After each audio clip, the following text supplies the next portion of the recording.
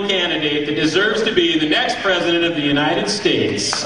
Ladies and gentlemen, I am honored, privileged, and humbled to introduce to you the one and only Ron Paul.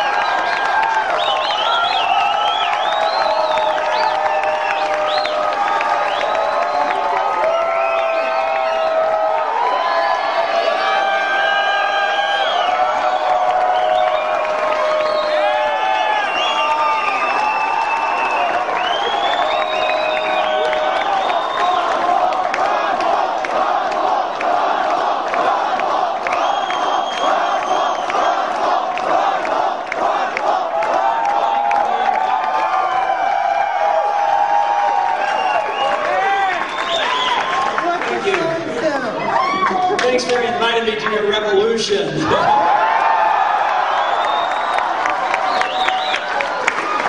It's great to be here. What a nice welcome. And good to see the Justice again. Hope to see him in the Supreme Court another time. Nice introduction. I'd like to introduce my wife of 55 years, Carol's here.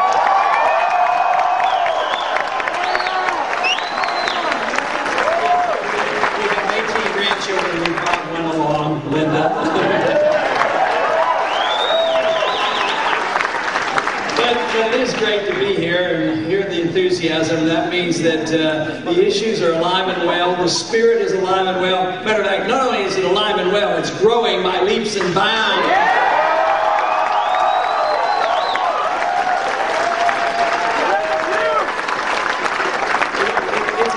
Struggle, but we will become noticed, because what we have in Washington today, it's not working, it's failing, and they have to come our way. They have to look to the ideas of liberty to bring this country out of the doldrums, and I predict that's what's going to happen.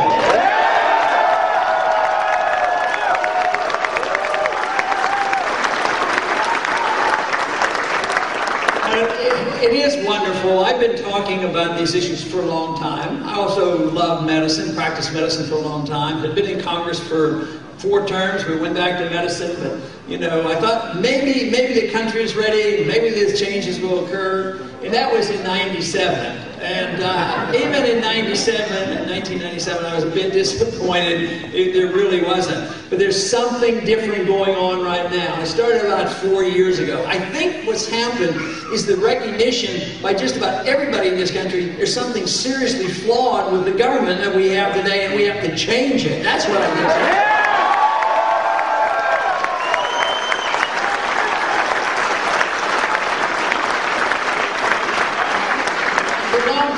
The only thing that we've ever been offered is just tinkering with the edges, tinkering with the status quo, manage it this way. It's never, should we be managing things? Should we be in these wars? Should they be attacking our civil liberties? It's always, if you elect me, I'm going to go up there and I'm going to manage things differently. What we need is a lot less government management of our lives and a lot more individuals running their own lives.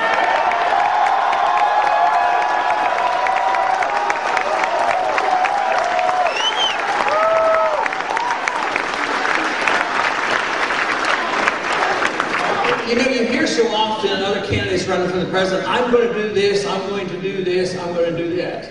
The one thing, though, is, and I'm convinced, if you're a constitutional president, you really can't say that, because the president is not supposed to be a king. The president is not supposed to say...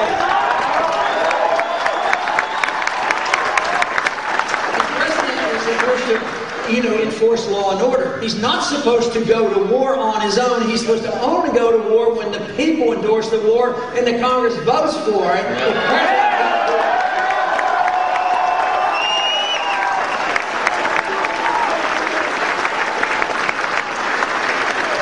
And the president certainly shouldn't get the authority from somebody outside this country, like the United Nations or NATO. They don't have the authority.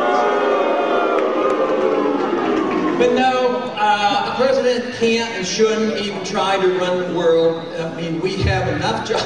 trying to run our own personal lives, so we shouldn't pretend we know what to tell other people to do. Yeah! The president shouldn't assume to run your life. It's your life. You should run your life as you please. If you make mistakes, they're your mistakes. If you're successful, you should reap the benefits of your success and not have to.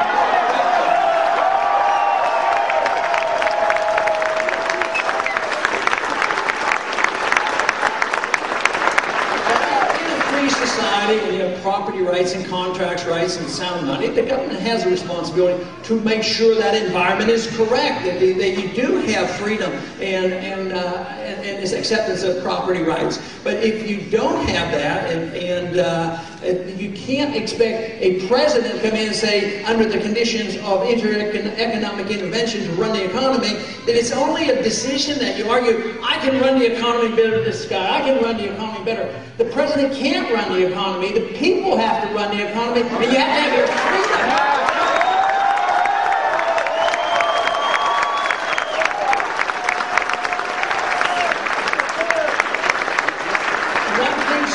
I've discovered, matter of fact, it was one of the motivating factors for me to get involved in politics many years ago, and that's the issue of money.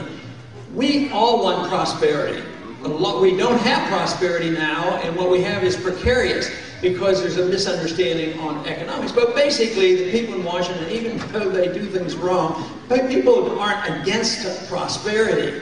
But one thing with certainty, and I decided this in the late 60s, 1970s, early 70s, when I started studying monetary policy.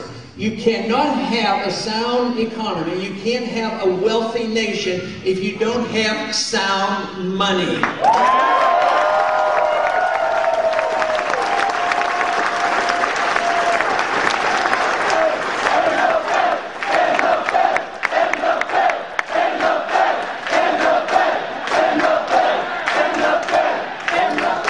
A very good idea.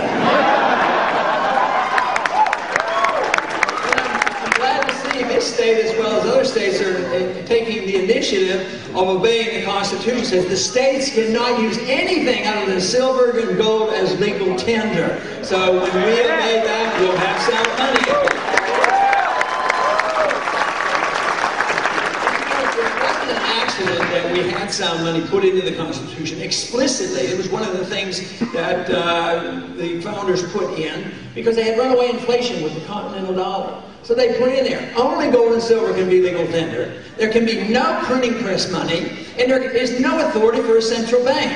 So therefore, what are we doing? Why have we allowed this to happen? For 100 years now, we have allowed the Federal Reserve to exist, and look at what they've given us. This is one place where we made tremendous progress with the people, because today, for the first time in the history of the Federal Reserve, which is 100 years old, today the Federal Reserve and their monetary manipulations, they're creating of bubbles and creating the recession. It is now an issue that almost all Americans know about today. 85% of the American people now say, at least we have to make them open the books and find out what they've been up to. Who do they take care of? Is it Wall Street? Is it Goldman Sachs and all the banks and the military?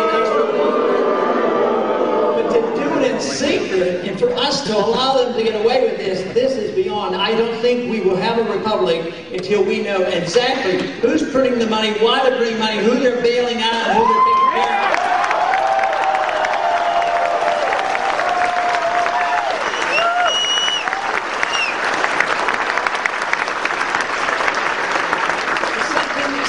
In our country approximately 100 years ago, the attitudes changed. They changed about what the role of government ought to be. And our founders, with the thought of revolution, they decided that the role of government wasn't all that complex. They said the role of government should be to protect liberty. No more complex than that. Protect liberty. That's what all political action should be. Working to protect individual liberty, not collective liberty. Liberty comes to us as individuals, not because we belong to a group. And everybody should have their liberty.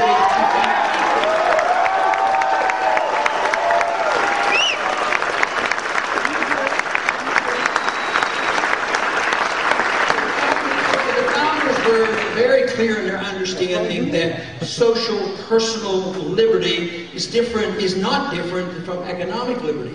Today, some people defend economic liberty. Oh yeah, we like free enterprise and we'll try to lower taxes and things. And then another group said, no, civil liberties are important, and they will. But each group will not protect both of them. The economic libertarians will protect social liberals' liberty, and vice versa.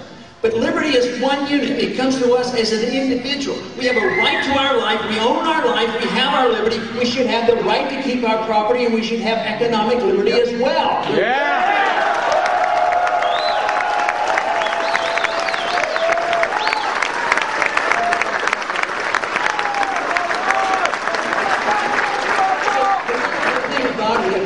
This principle of liberty, not only is it popular, it brings people together. This is the magnificent thing. Because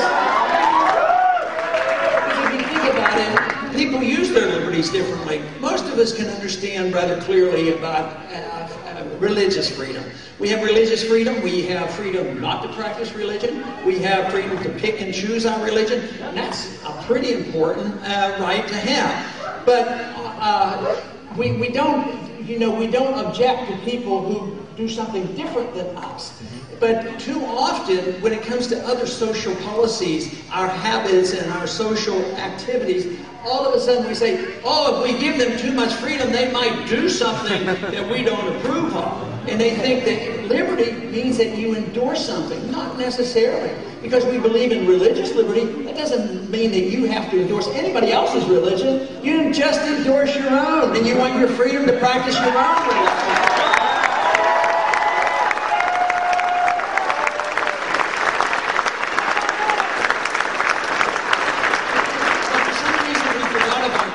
In social behavior, as long as people don't hurt other people and steal from other people and damage their property, it's your life, and it's your responsibility. So all of a sudden, if you understand this brings people of all walks of life together, because they will use their liberty in a different way, and it shouldn't be offensive. You say, well, you're tolerating too much. Well, toleration doesn't mean endorsement. What you're endorsing and what you really want is the principle of liberty. And this is what creates prosperity and creative activity, and it allows a society to be nonviolent. This endorses the nonviolent approach. If you apply that domestically, just think of what it's like if you apply it internationally. All of a sudden,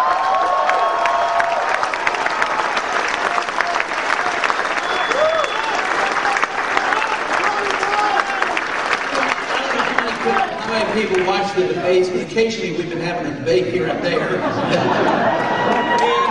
there was one night that I brought up the subject of the Golden Rule. And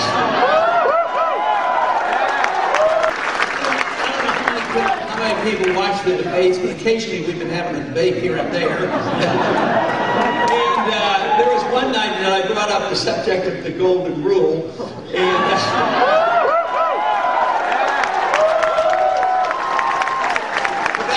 response I got. but you know, the Golden Rule is endorsed by all the major religions. It's not an outrageous religious statement. It's just a good common sense that all religions endorse. And you treat other people the way you would like to be treated. So my suggestion in the debate was, what would it be like if we treated other nations exactly the way we would like to be treated?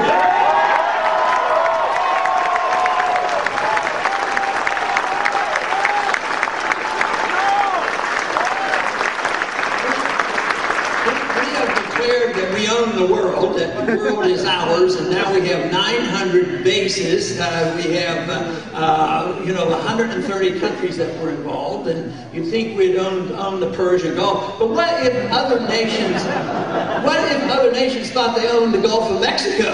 You know, when they came in, I think there would be a little bit of objection. But you know, this whole idea that we are an exceptional nation. People use this in a perverse manner. Yes, we're an exceptional nation. This thought has been around a long time, even back to Woodrow Wilson and other We are such an exceptional nation. We do such wonderful things, and we understand democracy. So we're going to invade countries, use force, use guns, occupy their country, and force them to have elections. And then when they have elections, then they elect the people we didn't want, so we ignore their elections.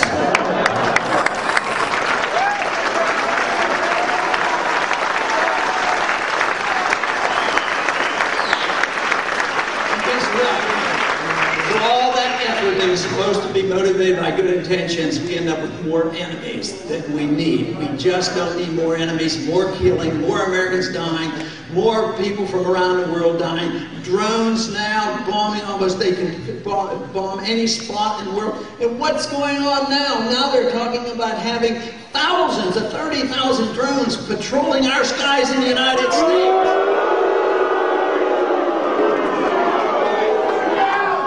They would like to control the internet, but fortunately the people heard about that and they raised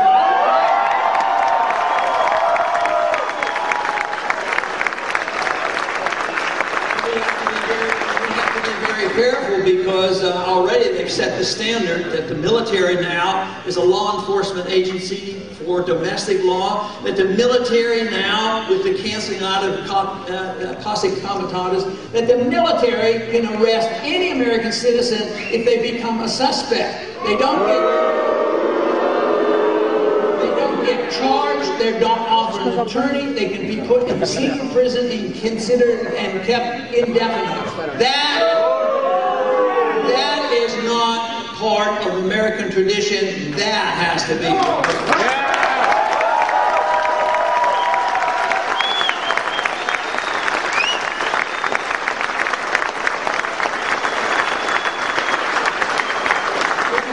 Because we have been careless in the way we've gone to war, up until World War II, we declared war. Some of them shouldn't have been declared, but at least we declared them, and we fought them, and we won them, and we came home. But lately, that hasn't been the case. Since World War II, we haven't declared one war, and the wars are just continuous. They've been very bad these last 10 years. The World War II, fighting both the Japanese and the Germans, was less than 4 years, and there was a victory declared. But today, we've been in Afghanistan for 12 years, and now the reports are coming out. Some of the military people are speaking out, and they're saying, it's all a fake and a fraud. There's been no progress in Afghanistan.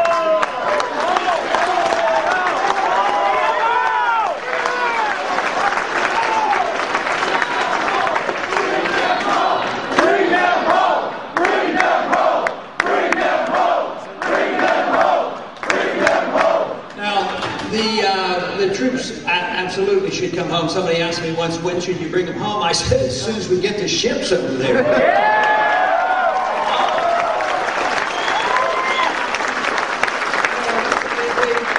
They should come home, and we shouldn't be over there. We shouldn't be pushing ourselves around the world. We should be offering what the founders told us to offer and what's available in the Constitution. Friendship and peace. Yep. Friendship and trade.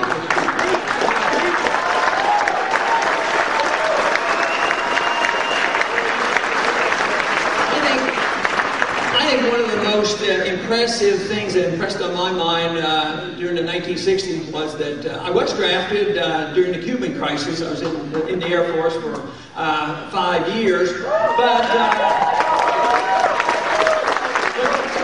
I did not have to go to Vietnam, but obviously that was a big event in the 1960s, and we were there to stop the domino effect of communism. Of course, we lost that war. We lost 60,000 men and women that lost their lives, and all the wounded and the tragedies, and the hundreds of thousands, if not millions, of Vietnamese that died with 20 years of war by the French and Americans. All that to impose our will on a country that has civil war going on. And what happened when we lost and left? All of a sudden, there was no domino effect. The domino effect was capitalism that we were giving up on and they were picking up on. China ends up being our banker now, and we're a trading trading partners with the Vietnamese. We go back and forth and trade and invest, and we're not killing each other. So just think how much can be achieved in peace that is never achieved in war. War is a negative. It's always a negative.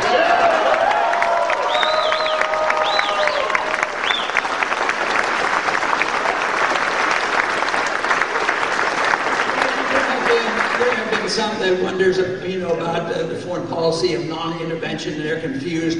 Why is it that they will ask me? They say, "Ron, you're doing pretty well in the campaign, but you could do so much better if you would just change your foreign policy." I said, if you understood what was going on, and you would come out to an event like this, that's why the people like this campaign.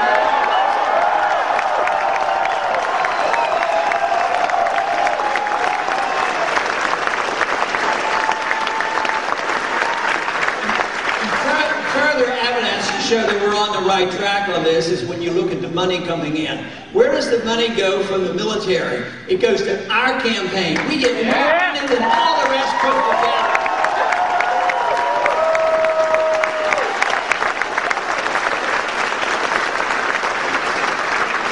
So the evidence is very strong that the American people are getting tired of the war. I think this is part of what's happened in the last 4 or 5 years. The freedom movement has been creeping along, but there's been an explosion of interest in the defense of individual liberty. But what happened 4 or 5 years ago in 07 and 08 was the collapse of the economy, and people know how serious it is, and that we're not out of the doldrums yet. And they know also that the people who are benefiting in the financial bubble now they're the ones who got the bailout. And guess what? The middle class got stuck with the bills. The middle class got stuck with the bills. They lost their jobs and they lost their houses. Now, I saw a statistic today. It was a poll by one of the major networks. I haven't studied it, but there was one part of it that I sort of liked. And they were gauging all the candidates and their acceptance by the middle class. And our campaign won the acceptance by the middle class, broadly above all the rest of the middle class.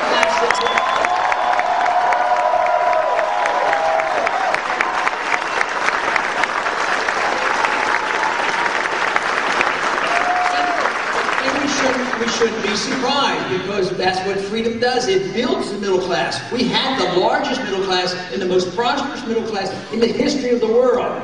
But the evidence now is absolutely certain that the middle class is shrinking. It started to shrink even before 07. It started to shrink in the year 2000. At the time of the NASDAQ bubble, the jobs have not come back. And we have been in the doldrums. And now the prosperity that we have today, which is still a fair amount, it's based on debt. That is the big problem.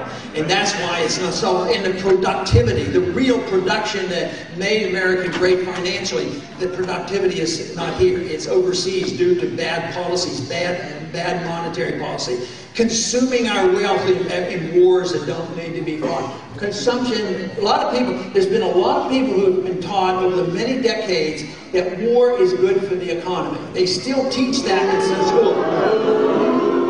It's an economic myth, and they still teach, and they'll say, well, isn't that when the Depression ended? No, it wasn't. It lowered unemployment, but you hired 10 million people and put guns in their hands, call them employed. That's hardly fruitful employment,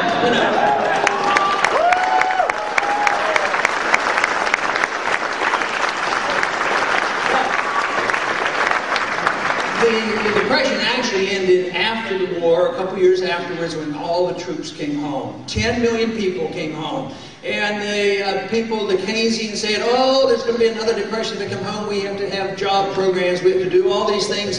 Because how will we ever, assimilate having so many people just coming home? They're getting out of the military. 10 million came home. And guess what they did with the budget? They cut the budget by 60%. They cut taxes by 30%.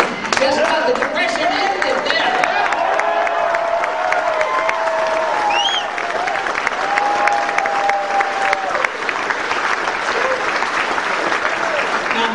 My modest proposal for the first year is to cut the budget by $1 trillion. Get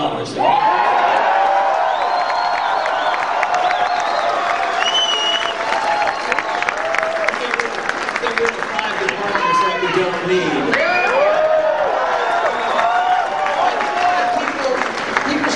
come and say, and very serious, and they're not being nasty. They'll say, yes, but isn't that going to be harmful? They're being employed by the government. Isn't this beneficial to the economy? The answer is no. Because if you have bureaucrats interfering with your life, and interfering with the economy, that's not productive. So they take the money from the people, and that's a loss. Then they put it in the hands of a bureaucrat who interferes with your life. That's another loss. You've lost twice. But if you take that $1 trillion and put it back into your pockets, and you spend the money, it will be spent much more wisely.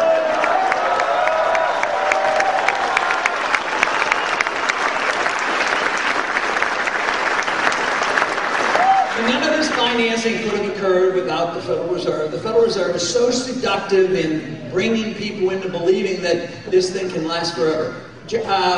Thomas Jefferson didn't even want the government to be able to borrow money. That would have been a good idea. And if we even today, if we'd be forced to pay our way, whether it's the war or the welfare, on a daily basis, people would rebel because they would be infuriated on knowing how much taxes they have to pay. So, no, it's delayed. We borrow money. That means you can delay the payment, and then we print the money, and that delays the bad effects from it. But, you know, it used to be that I said, and many people still tend to say, and they say, you know, we can't spend this money today because we're going to give it to the next generation. Well, I've modified that a little bit. We are the next generation.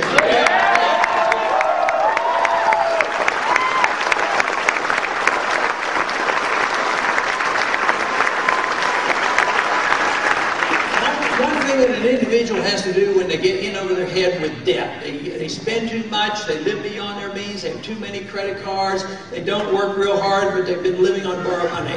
They buy a house and the house doubles in prices, so they borrow more money. Well, that's all come to an end. So when an individual does that, what does common sense tell you? Well, if they want to do it honorably, they're going to pay down their debt. They're going to get another job and live beneath their means and start spending less money, or if necessary, somebody's going to declare bankruptcy. But here, our country gets into trouble because of too much spending, too much debt, too much borrowing, too much printing money, and too much regulation. So they say, yep, there's a crisis here. So what do? They increase the spending, increasing the debt, increasing the printing press money, increase the regulations, and they say, I wonder why it's not working. You know?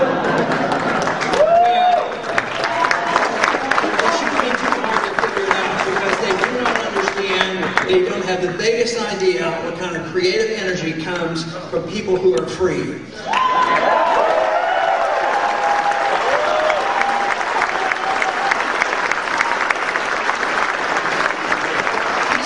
This is why freedom is so wonderful. To me, it's wonderful because I just want to be free. I want the government out of my life.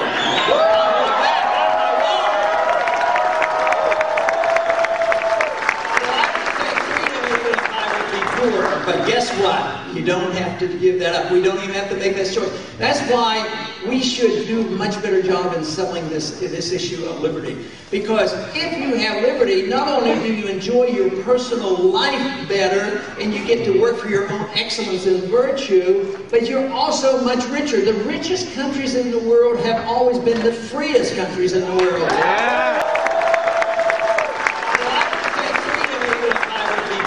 But guess what? You don't have to give that up. We don't even have to make that choice. That's why we should do a much better job in selling this issue of liberty. Because if you have liberty, not only do you enjoy your personal life better and you get to work for your own excellence and virtue, but you're also much richer. The richest countries in the world have always been the freest countries in the world. Yeah.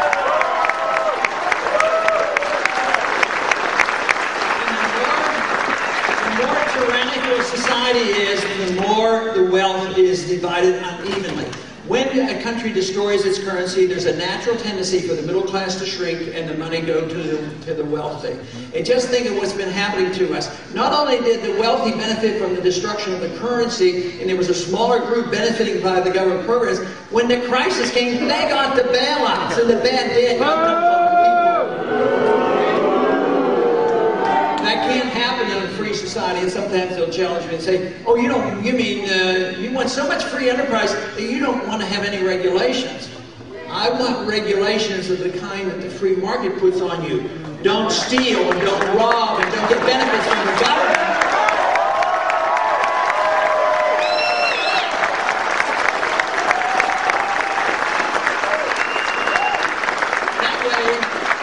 That way, those individuals that said they were too big to fail, guess what? They would have failed and not the middle-class American people.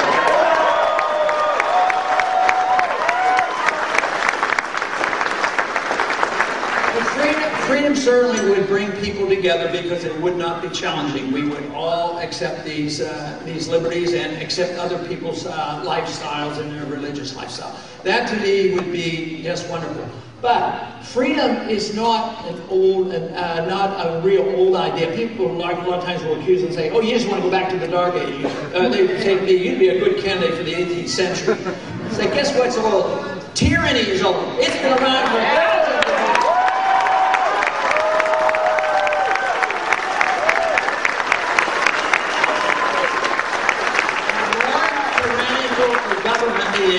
The more the special interests win the game. Do you think in the Soviet system there wasn't a special class who benefited the most? There was always a neat little group that benefited the most, no matter how much. It just gets more uneven the more tyrannical it is, and the poorer the people get.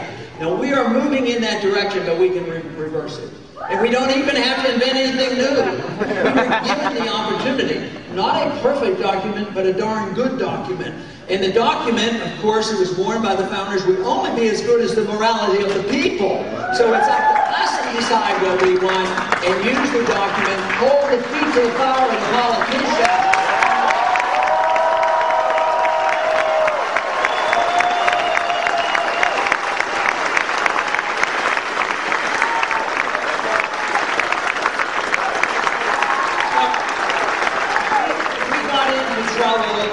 Too many people in Washington that either didn't understand or care about the Constitution. That's how we got into this mess. Why isn't the solution only sending people there who care about it and will obey the Constitution?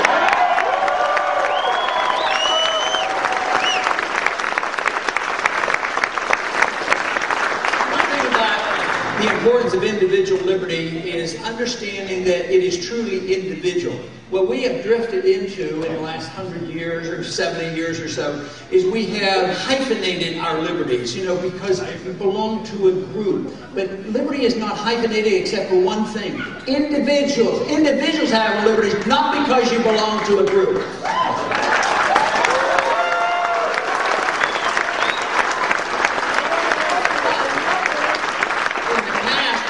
Certain groups lost their liberties because they belonged to a group, and that was wrong. So the people shouldn't get punishment nor benefits because they belong to a particular group. But if you're an individual, you should have absolutely the same rights as everybody else. And you certainly deserve the protection of the rule of law, and you should be protected against the government. The government should be undermined. And that was the purpose of the government, protect the liberty. And here they are arresting us now and saying you don't even deserve an attorney. This is not the founders also warned us that if we weren't careful, they believed in the republic, they were explicit, they knew what a republic was. It was representative government, it was small government, it was regional government, and they really worried a lot about democracy. And we have become careless thinking democracy is the perfect term because we go around the world dying for democracy. But democracy is the dictatorship of the 51%. Put a coalition together of 51%, and they can strip you of all your rights. The purpose of government is to protect you if you're an individual, not to have your rights taken from you.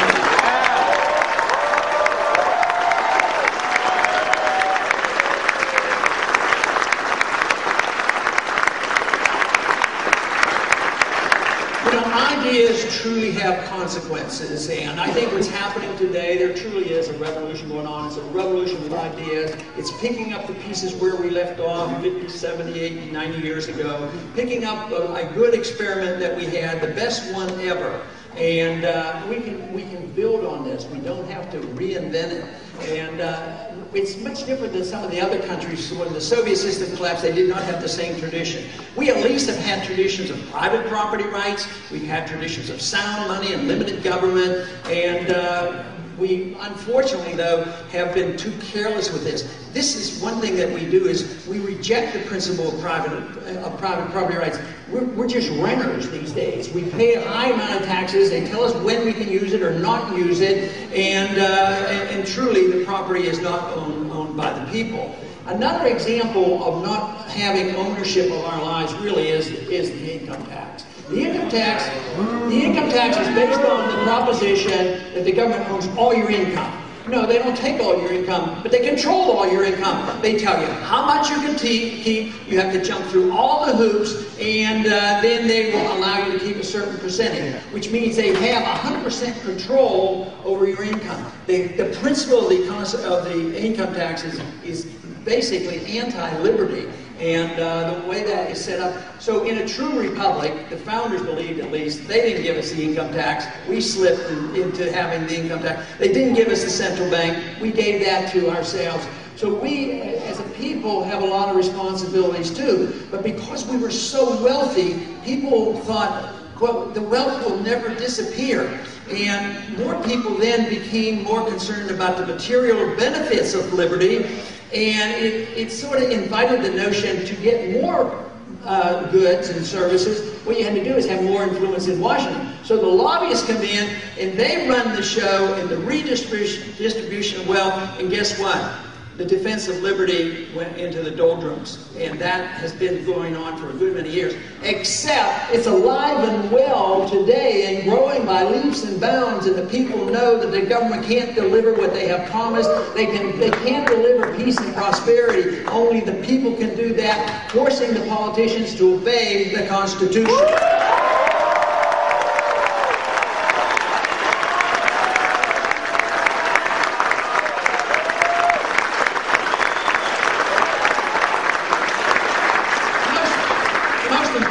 To see a reversal is that we have to quit lying to ourselves. We can't.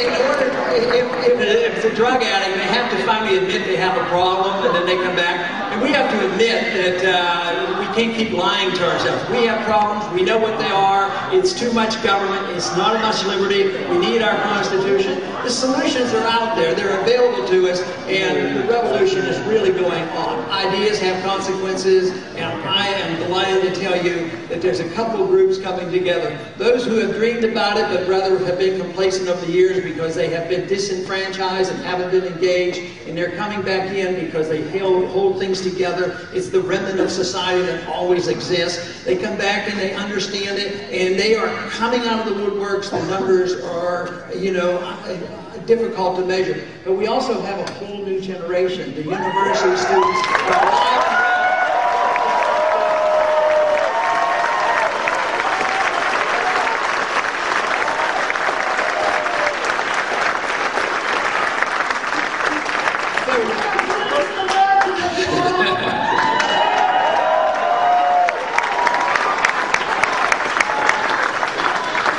Delivering the greatest message. There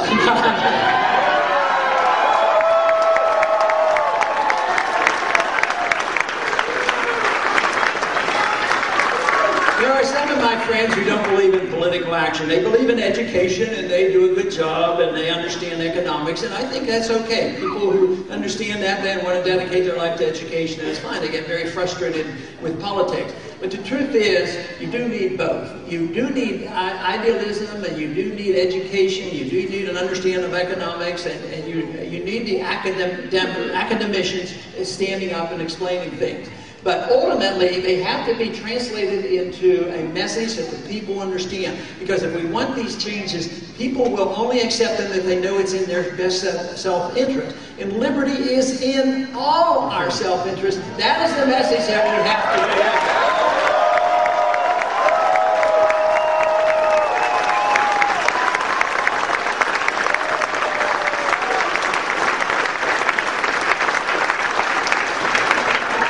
we have just a few things. We need to change the foreign policy, a foreign policy of peace rather than war. We need a monetary policy of protecting wealth, not the destruction of the wealth of this country. We need property rights and understanding, but we need local government. We don't need another level of government going up to the United Nations and NATO.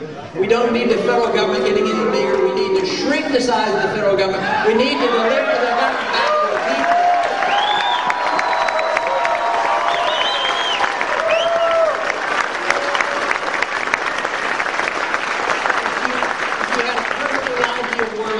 And you had the liberties passed on back to the individual, it would be self-government. That would be the ultimate test, as long as we accept one principle, that we don't force other people to try to live the way we want to live. Stay out of the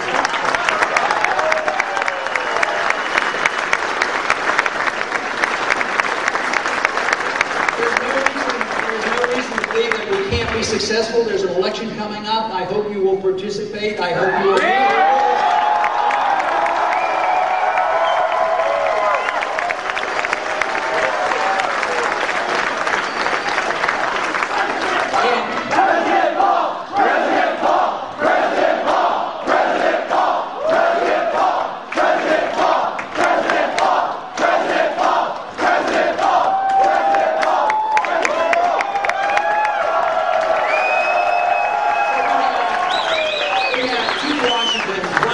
Coast, which is in big trouble. Let's make sure the one on the West Coast sends a powerful message.